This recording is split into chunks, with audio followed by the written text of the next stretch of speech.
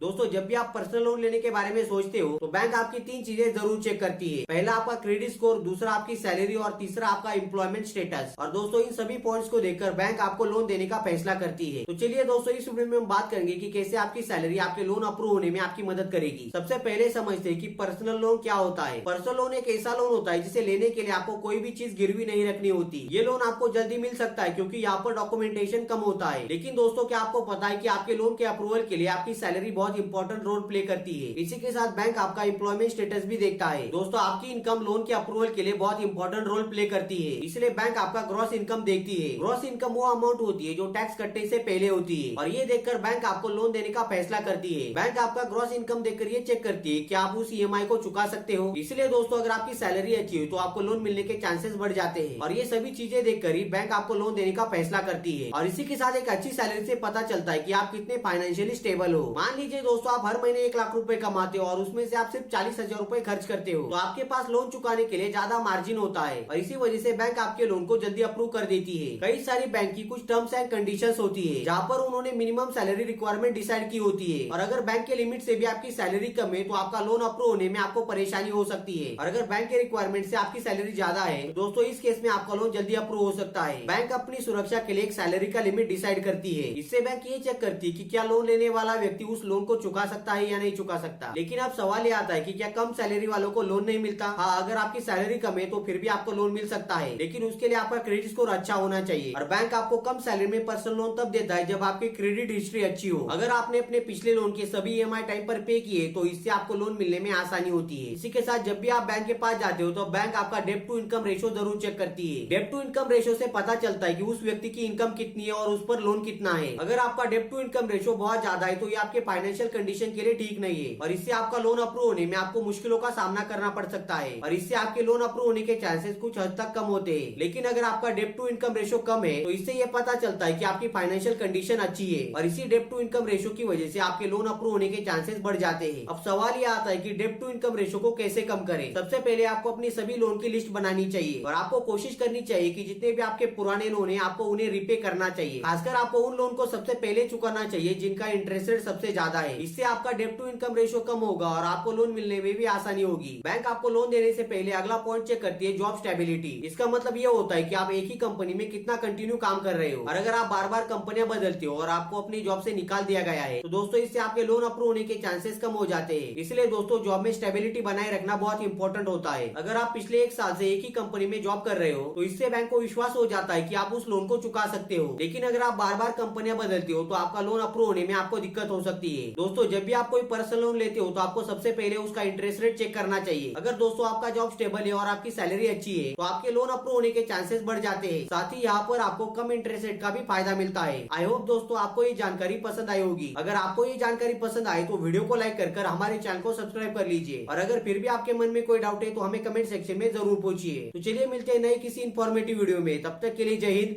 Vande Mataram.